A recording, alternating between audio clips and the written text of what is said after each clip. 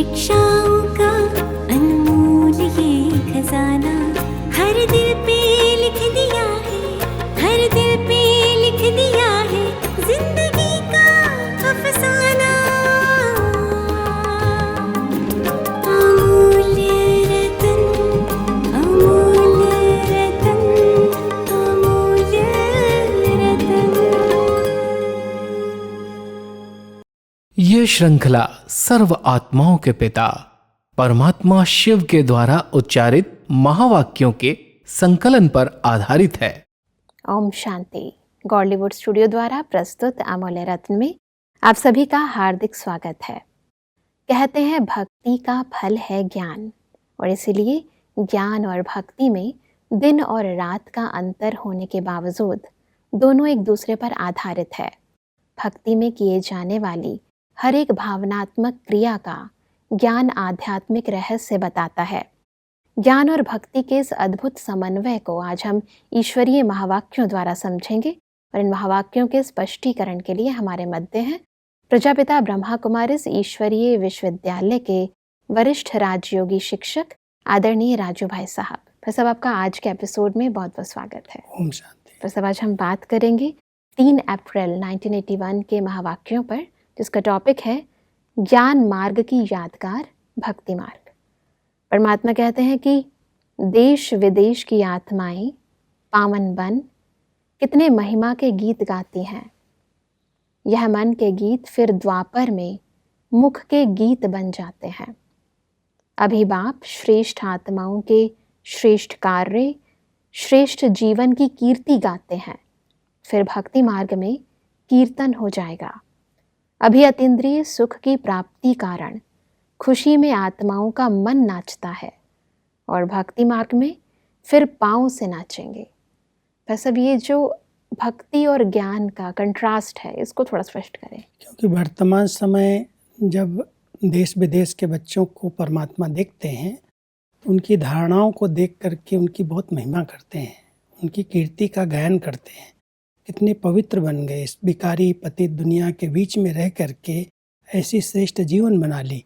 तो संगम युग पर भगवान अपने बच्चों के गीत गाते हैं। तो जब द्वापर युग में भक्ति मार्ग में हम प्रवेश करते हैं, तो भक्ति के अंदर हम भगवान के कीर्तन गायन करते हैं, क्योंकि उन्होंने संगम पर हम सबको इतनी प्राप्ति कराई। तो उसके बाद जब द्वापर भक्ति काल शुरू होता है, तो भगवान के कीर्तन गाए जाते हैं। संगम युग पर हम सबको इतनी परमात्मा से प्राप्तियां हुई हैं, अतीन्द्रिय सुख का अनुभव किया है। तो इस समय अंदर अंदर डांस करती आत्मा, खुशी के अंदर, अतीन्द्रिय सुख के अंदर। और जब भक्ति काल शुरू होता है, तो पाँव से सब नाचते हैं। भक्ति में कितने कीर्तन करते हैं, भजन गाते हैं, डांस करते हैं, भगवान के प्यार में खो जाते हैं। तो वर्तमान समय की प्रारब्ध सतयुग और त्रेता के अंदर तो हमको मिली, लेकिन द्वापर युग में जब भक्ति काल शुरू हुआ, तो भक्ति काल के अंदर हमारी इस समय के संस्कार इमर्ज हुए, और उसका स्थूल रूप वहाँ बन गया। जी, परमात्मा इसी को आगे बढ़ाते हुए कहते हैं कि अभी श्रेष्ठ आत्माओं के गुणों की माला सिमरण करते हैं, व वर्णन करते हैं। फिर भक्ति मार्ग में मणकों की माला सिमरण करेंगे। अभी आप सब स्वयं बाप को भोग लगाते हो। भक्ति में इसका रिटर्न आप सबको भोग लगाएंगे। जैसे अभी आप सब सिवाय बाप को स्वीकार कराने कोई भी वस्तु स्वीकार नहीं करते। पहले बाप, यह स्नेह सदा दिल में रहता है। ऐसे ही भक्ति में सिवाय आप देवात्माओं को स्वीकार कराने के खुद स्वीकार नहीं करते हैं। पहले देवता पीछे हम। जैसे अभी आप कहते हो पहले बाप फिर हम, तो सब कॉपी की है। आप याद स्वरूप बनते, वह यादगार के स्मृति स्वरूप रहते। क्योंकि संगम युग पर इस समय जो परमात्मा हम बच्चों के गुणगान कर रहे हैं, एक एक बच्चे की विशेषताओं का वर्णन कर रहे हैं, तो परमात्मा कहते हैं जब भक्ति काल शुरू होता है, तो मणके के रूप में सभी जैसे राम राम राम जपते हैं, तो गुणों की जैसे माला जपते हैं। इस समय हम सभी बिना परमात्मा को भोग लगाए हुए कुछ नहीं खाते, कुछ नहीं स्वीकार करते हैं। तो परमात्मा कहते हैं जब भक्ति काल शुरू होगा, जब आपकी मूर्तियां बनेंगी, तो भक्त लोग बिना भोग लगाए हुए कोई चीज़ स्वीकार नहीं करेंगे, कुछ भी खाएंगे नहीं, पानी तक भी नहीं पीते। ऐसे भक्त होते हैं जब तक देवताओं को भोग नहीं लगाएंगे, आफन नहीं करेंगे, तब तक वो कुछ भी स्वीकार नहीं करते। तो आपके जड़ मूर्तियों में यादगार बन गई, लेकिन इस समय संगम युग का ही यादगार जो द्वापर युग में भक्ति काल के अंदर चलता है। जी, परमात्मा कहते हैं कि जैसे आप सब अटूट अव्यभिचारी अर्थात एक की याद में रहते हो, कोई भी हिला नहीं सकता, बदल नहीं सकता, ऐसे ही नौधा भक्त, सच्चे भक्त, पहले भक्त अपने इष्ट के निश्चय में अटूट और अटल निश्चय बुद्धि होते हैं। चाहे हनुमान के भक्त को राम भी मिल जाए तो भी वह हनुमान के भक्त रहेंगे। ऐसे अटल विश्वासी होते हैं। आपका एक बल, एक भरोसा, इसको कॉपी की है। संगम युग पर हम सब एक के सिवाय दूसरे को याद नहीं करते। अभी विचारी याद है, एक के बल, एक के भरोसे के आधार से हम चलते हैं। तो द्वापर युग में जब भक्ति काल शुरू होता है तो जिस भगवान को, जिस इष्ट से उनको प्राप्ति होती है, अनुभव होता है, उसके सिवाय वो दूसरे में किसी में बुद्धि उनकी नहीं जाती जी। ना राम की भक्ति करने वाला कृष्ण की भक्ति नहीं करेगा, कृष्ण की भक्ति करने वाला राम की भक्ति नहीं करे। इतने पक्के रहते हैं जो नौधा भक्त हैं, बाकी तो सबकी भक्ति करते हैं। कलयुग के अंदर तो हर देवी देवता की भक्ति करते हैं, लेकिन जब भक्ति की शुरुआत होती है द्वापर युग में, तो इतना अपने इष्ट के प्रति उनका प्यार होता है जो उसके ऊपर न्यौछावर हो जाते हैं। कारण है कि संगम युग पर हम सभी परमात्मा के साथ इतना बुद्धि का योग लगाते हैं कि उसके सिवाय मेरा और कोई नहीं। अब व्यभिचारी याद, उसका यादगार भक्ति के अंदर वो भक्त लोगों ने अपने इष्ट के साथ संबंध जोड़ा है। जी, परमात्मा कहते हैं कि आप सभी अभी रूहानी यात्री बनते। आपकी याद की यात्रा और उन्हों की यादगार की यात्रा। आप लोग वर्तमान समय ज्ञान स्तंभ, शांति स्तंभ के चारों ओर शिक्षा के स्मृति स्वरूप महावाक्य के कारण चक्र लगाते हो और सभी को लगवाते हो। आप शिक्षा के कारण चक्कर लगाते हो, एक तरफ भी छोड़ते नहीं हो। जब चारों तरफ चक्कर संपन्न होता तब समझते हो सब देखा, अनुभव किया। भक्तों ने आपके याद स्वरूप का चक्कर लगाना शुरू किया। जब तक परिक्रमा नहीं लगाते तो भक्ति संपन्न नहीं समझते। क्योंकि संगम युग पर जो परमात्मा ने हम सबको इतनी पालना दी है, इतनी शिक्षाएं दी हैं, वो सब शिक्षाएं बाबा के यादगार स्तंभ में लिखी गई। जी। जो शांति स्तंभ बना है मुख्यालय में पांडव भवन के अंदर, उसमें चारों तरफ परमात्मा के महावाक्य लिखे गए हैं। तो कोई भी वहाँ जाता है तो चारों तरफ उसके चक्कर लगाता है। शांति स्तंभ, ज्ञान स्तंभ, पवित्रता स्तंभ, शक्ति स्तंभ, ऐसे चार तरफ से चारों स्तंभ बने हैं। और वो चारों स्तंभ के चक्कर लगा करके खुद भी चक्कर लगाते हैं और जो भी जाते हैं वो महावाक्य उनको पढ़ाते हैं। परमात्मा ने ये शिक्षाएं दी हैं। तो इस समय तो हम ये चक्कर लगाते हैं और बेचारी याद में रहते हैं और चक्कर लगाते हैं। तो परमात्मा कहते हैं जब भक्ति काल शुरू होता है तो परिक्रमा देने की एक आदत बनी है। जैसे आज मूर्ति के दर्शन कर लेंगे, मंदिर के अंदर जाएंगे, दर्शन करेंगे, लेकिन दर्शन करने के बाद वो परिक्रमा जरूर लगाएंगे। जब तक परिक्रमा नहीं लगाएंगे तब तक उनकी भक्ति पूरी नहीं होगी। जी। तो हम सब संगम पर जो कर रहे हैं उसकी यादगार बन रही है। तो भक्ति के अंदर यादगार के रूप में है, संगम युग पर प्रैक्टिकल हम सब ने किया है। इसी तरह परमात्मा कहते हैं कि सबका सब कर्म और गुण सूक्ष्म स्वरूप से स्थूल रूप का भक्ति में कॉपी किया हुआ है। इसलिए बाप दादा सर्व देवात्माओं को सदा यही शिक्षा देते कि सदा एक में अटल निश्चय बुद्धि रहो। अगर आप अभी एक की याद में एक रस नहीं रहते, एकाग्र नहीं रहते, अटल नहीं बनते, तो आपके भक्त अटल निश्चय बुद्धि नहीं होंगे। जहाँ आपकी बुद्धि भटकती है और भक्त पाँव से भटकेंगे। कब किसको देवता बनाएंगे, कब किसको। आज राम के भक्त होंगे, कल कृष्ण के बन जाएंगे। सर्व प्राप्ति एक द्वारा ऐसी स्थिति आपकी नहीं होगी तो भक्त आत्माएं भी हर प्राप्ति के लिए अलग अलग देवता पास भटकेंगे। आप अपनी श्रेष्ठ शान से परे हो जाते हो तो आपके भक्त भी परेशान होंगे। जैसे यहाँ आप याद द्वारा अलौकिक अनुभूतियाँ करने के बजाय अपनी कमज़ोरियों के कारण प्राप्ति के बजाय उल्हाने देते हो, चाहे दिल शिकस्त हो उल्हाने देते, चाहे स्नेह से उल्हाने देते, तो आपके भक्त भी उल्हाने देते रहेंगे। संगम युग पर जो कुछ हुआ है, जो कुछ हम सब ने किया है, भक्ति काल के अंदर वो पूरी यादगार बन गई है। इस समय अगर हमारी बुद्धि भटकती है, एक रस नहीं है, तो परमात्मा कहते हैं देखो भक्त लोग भी द्वापर युग में कितना भटकते हैं, कितने तीर्थों पर इधर उधर भटकते रहते हैं। अगर हम एक से सब प्राप्तियां नहीं कर रहे हैं तो भक्ति काल के अंदर भी एक देवता के पास एक दिन जाएंगे, दूसरे के पास दूसरे दिन चले जाएंगे, भटक जाएंगे। तो जितनी भी यादगार बनी है कुछ न कुछ इस समय के गुण और कर्तव्य के आधार से जी। जब भक्ति काल शुरू होता है तो भक्त लोगों की वैसी ही स्थिति, वैसा ही सब स्वरूप दिखाई देता है। जी। तो इसलिए परमात्मा कहता है इतना अटेंशन रखो कि याद में रहें, अभी विचारी याद में रहें, एक से सब प्राप्तियां करें, तो भक्त भी द्वापर युग में भटकेंगे नहीं। लेकिन जो भटक रहे हैं उसका कारण है कहीं न कहीं इस समय बच्चे भी भटक जाते हैं। तो परमात्मा अपने बच्चों को ये शिक्षा देते हैं कि बच्चे इन भक्तों को भटकने से अगर बचाना है तो संगम युग पर आप सभी एक रस स्थिति में स्थित रहने का अभ्यास करो। बिल्कुल। परमात्मा कहते हैं कि रहम दिल बनो, सदा रहम की भावना रखो, लेकिन रहम के बदले अहम भाव व वहम भाव हो जाता है। तो भक्तों में भी ऐसा होता है। वहम भाव अर्थात यह करें, ऐसा होगा, नहीं होगा, ऐसा तो नहीं होगा, इसी में रहम भूल जाता है। स्वयं के प्रति भी रहम दिल और सर्व के प्रति भी रहम दिल। स्वयं के प्रति भी वहम होता है और औरों के प्रति भी वहम होता है। अगर वहम की बीमारी बढ़ जाए तो कैंसर के समान रोग हो जाता। फर्स्ट स्टेज वाला फिर भी बच सकता है, लेकिन लास्ट स्टेज वाले का बचना मुश्किल है। न जिंदा रह सकता, न मर सकता। तो यहाँ भी न पूरा अज्ञानी बन सकता, न ज्ञानी बन सकता। बहुत ऊंची धारणा है, क्योंकि परमात्मा अपने बच्चों को अपने समान रहम दिल बनाना चाहते हैं। लेकिन रहम करते करते कभी कभी अहम आ जाता है कि मैं इस पर रहम करता हूँ, मैंपन आ जाता है।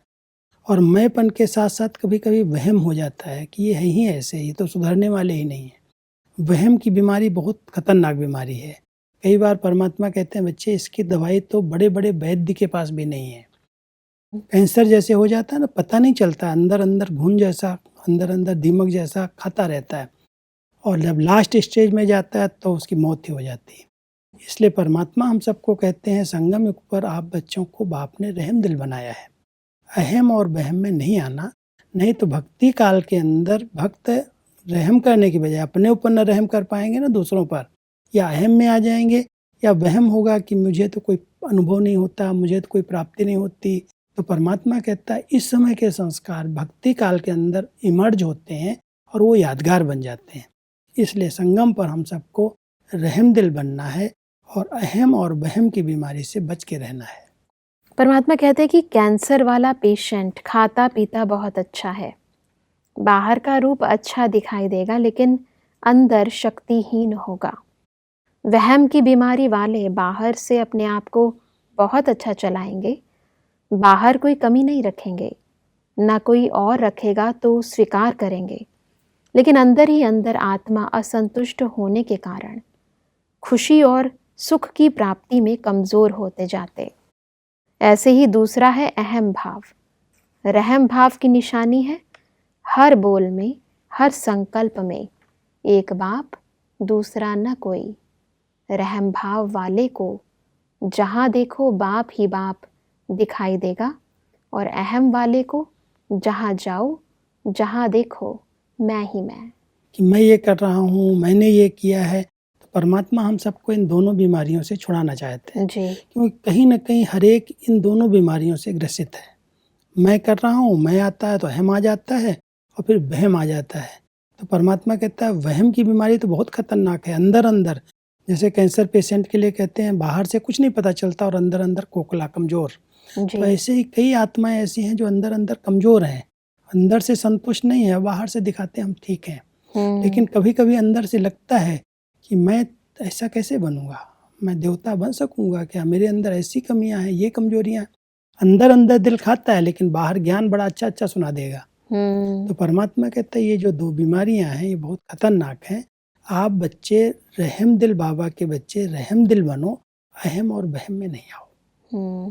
परमात्मा कहते हैं कि भक्ति के मास्टर भगवान हो, सतयुग त्रेता में प्रजा के लिए प्रजापिता हो, संगम पर बाप दादा के नाम और कर्तव्य को प्रत्यक्ष करने के आधार मूर्त हो। चाहे अपने श्रेष्ठ कर्म द्वारा, परिवर्तन द्वारा बाप का नाम बाला करो, चाहे व्यर्थ कर्म द्वारा, साधारण चलन द्वारा नाम बदनाम करो, है तो बच्चों के ही हाथ में। बहुत ऊंची बात है, क्योंकि संगम युग पर अगर बच्चों की चलन रायल है, परमात्मा की श्रीमत प्रमाण चल रहे हैं जी, तो वो परमात्मा का नाम रोशन कर रहे हैं। बिल्कुल। क्योंकि उनकी चलन से, उनके व्यवहार से वो धारणाएं दिखाई देती हैं। लोगों को पता चलता है इनको कोई मिला है, कोई इनको पढ़ाता है, कोई इनके पीछे है। तो परमात्मा के नाम को बाला करने वाली आधार मूर्त आत्माएं बच्चे ही हैं।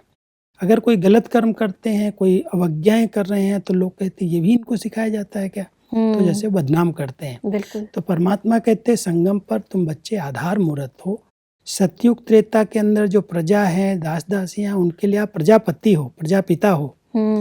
द्वापर युग जब भक्ति काल शुरू होता है तो तुम भक्तों के भगवान हो, तुमको ही भगवान मान करके लोग पूज रहे हैं। शिव बाबा को तो बहुत कम लोग पहचानते हैं, देवी देवताओं को ही, इष्ट देव को ही भगवान मानते हैं जी। तो भक्तों के हम भक्ति काल के अंदर भगवान बन गए। सतयुग और त्रेता के अंदर सारी प्रजा हमको बड़े ऊंची नज़र से पिता के रूप में देखती है, और संगम युग पर हम सब परमात्मा के आज्ञाकारी बच्चे, उनके आधार मूर्त बन करके उनको हम प्रत्यक्ष करने के निमित्त बनते हैं। जी, और अपनी जिम्मेवारी को समझना ये बहुत ज़रूरी है। क्योंकि इस समय जो जवाबदारी है, अगर नहीं समझ रहे हैं, कई जगह से कहीं न कहीं कंप्लेन निकलती है कि ब्रह्मा कुमार, ब्रह्मा कुमारी बन करके भी ऐसे करते हैं, ये ऐसे चलते हैं। जी। तो परमात्मा कहता है जब ये स्मृति रहती है कि हम विश्व की स्टेज पर हैं, हमें सब देख रहे हैं, तो अपनी जवाबदारी के हिसाब से कोई भी गलत कर्म, कोई भी ऐसे पाप कर्म नहीं हो सकते हैं जो परमात्मा के ज्ञान पर और ज्ञानदाता पर अंगुली उठे कि ये भी ऐसे सीखते हैं, यहाँ भी ऐसे सिखाया जाता है। बिल्कुल। तो परमात्मा हम सबको कहते हैं ऐसे आधार मूर्त जवाबदार आत्माएं हो, इसी आधार से ही आपका भक्ति काल के अंदर यादगार है। बिल्कुल। परमात्मा कहते हैं कि विनाश काल में विश्व के लिए महान कल्याणकारी, महावरदानी, महादानी, महान पुण्य आत्माओं के स्वरूप में होंगे, तो सर्व काल में कितने महान हो, हर काल में आधार मूर्त हो, ऐसे अपने को समझते हो। आदि में भी, मध्य में भी और अंत में भी तीनों ही काल का परिचय स्मृति में आया। आप एक नहीं हो, आपके पीछे अनेक कॉपी करने वाले हैं, इसलिए सदा हर संकल्प में भी अटेंशन। तो ये अगर स्मृति में रहता है कि हम सबके पूर्वज आत्माएं हैं, आधार मूर्त आत्माएं हैं, और हमारे आधार से पूरा सृष्टि चक्र चल रहा है। सतयुग आदि काल के अंदर प्रजा हमको किस नज़र से देख रही है, भक्ति काल में भक्त हमको कैसे देख रहे हैं, और जब अंत काल होगा, विनाश काल होगा, तो हमें कितनी महान आत्मा के रूप में, एक संरक्षक के रूप में, सुरक्षा देने वाले रूप में, फरिश्ते के रूप में देखेंगे लोग। तो आप इतनी सब महान आत्माएं हो, उस सम्मान में स्थित रह करके सदा श्रेष्ठ कर्म करो, सदा जवाबदार समझ करके अपने हर संकल्प, अपने बोल, अपने कर्म पर ध्यान दो। ये टेंशन रखोगे तो कभी भी कोई गलत कर्म नहीं होंगे। जी, परमात्मा कहते हैं कि सेवाधारी की विशेषता यह है कि जो मैं सेवा कर रही हूँ, मैंने सेवा की, इस सेवा भाव का भी त्याग हो, जिसको आप लोग कहते हो त्याग का भी त्याग। इसको थोड़ा स्पष्ट करें। क्योंकि कई बार हमारी महिमा होती है, कोई अच्छा काम करते हैं, कोई को सुख देते हैं, कोई को रास्ता बताते हैं, तो वो हमारे को ही सब कुछ मानने लगते हैं कि आप हमारे लिए ब्रह्मा हो, आप हमारे लिए भगवान हो। और वो महिमा अगर हमने स्वीकार कर ली, तो जैसे हमने ज्ञान दिया और उसका रिटर्न ले लिया, तो परमात्मा कहते हैं बच्चे वैसे आप सब त्याग मूर्त आत्माएं हो, इस महिमा का, इस मान शान का भी त्याग करो जी। इस त्याग में भी इसका भी त्याग कर दो। अगर कोई चीज़ प्राप्त हो रही है तो उसका भी त्याग, तो त्याग का भी त्याग, माना हमने त्याग तो किया हुआ सब कुछ, लेकिन जो महिमा है, मान शान मिल रहा है, जो सुविधाएं मिल रही हैं, परमात्मा कहता है उसको भी स्वीकार नहीं करो। तब कहेंगे त्याग में भी त्याग। परमात्मा कहते हैं कि जहाँ मैंपन आ जाता है वहाँ किसी न किसी कामना के कारण झुक जाते हैं। सदा नशे में सिर ऊंचा नहीं रहता, कोई ना कोई विघ्न के कारण सिर बकरी समान नीचे रहता। सेवा में मैंपन का मिक्स होना अर्थात मोहताज बनना, फिर चाहे किसी व्यक्ति के मोहताज हो, पाठ के मोहताज हो, वस्तु के हो या वायुमंडल के हो, किसी न किसी के मोहताज बन जाते हैं। अपने संस्कारों के भी मोहताज बन जाते हैं। मोहताज अर्थात परवश। जो मोहताज होता है वह परवश ही होता है।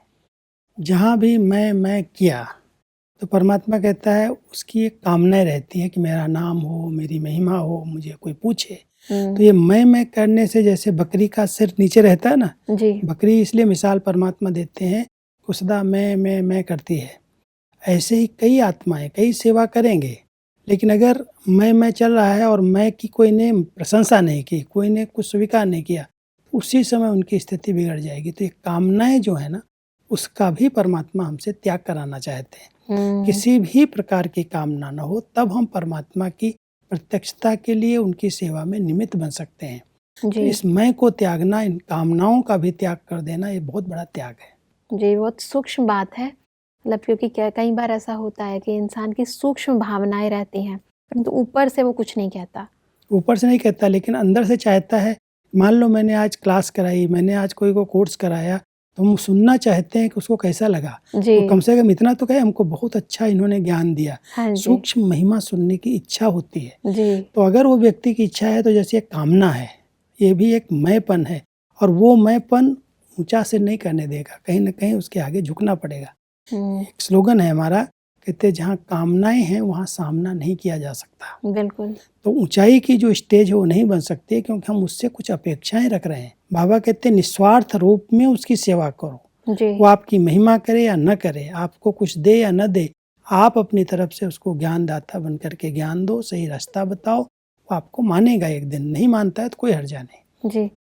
परमात्मा कहते हैं कि सेवाधारी अर्थात चैलेंज करने वाला, माया को भी और विश्व की आत्माओं को भी बाप का चैलेंज देने वाला।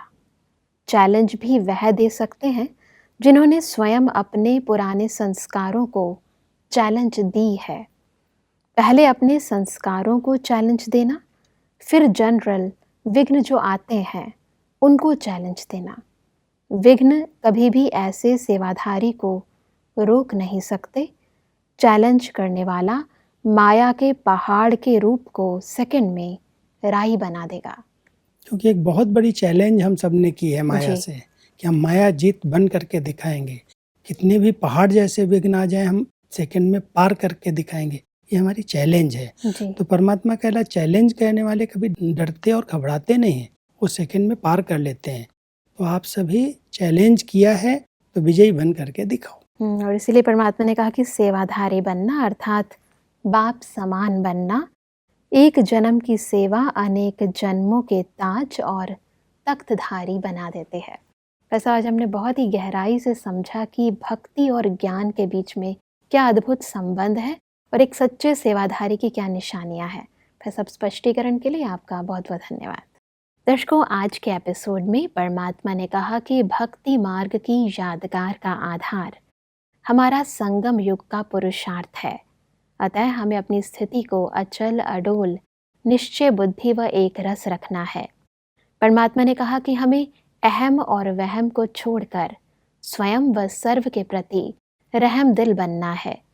परमात्मा ने कहा कि सदा ये स्मृति रहे कि हम हर काल की आधार मूर्त आत्माएं हैं, अतः हमें अपने संकल्प पर भी अटेंशन रखना है।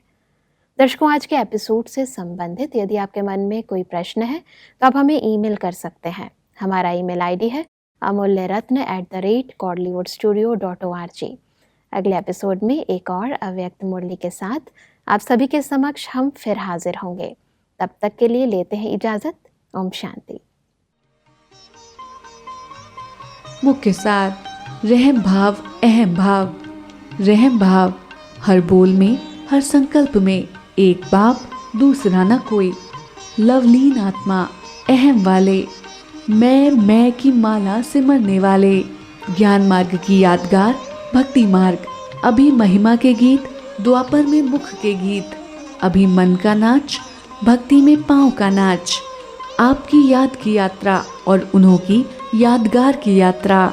यहाँ आपकी बुद्धि भटकती है और भक्त पाँव से भटकेंगे। अभी बाप को भोग लगाते हो, भक्ति में सब आपको भोग लगाएंगे।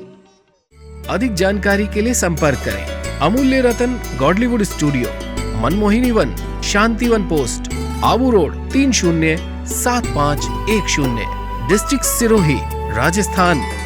ईमेल आईडी है amulyaratn@godlywoodstudio.org।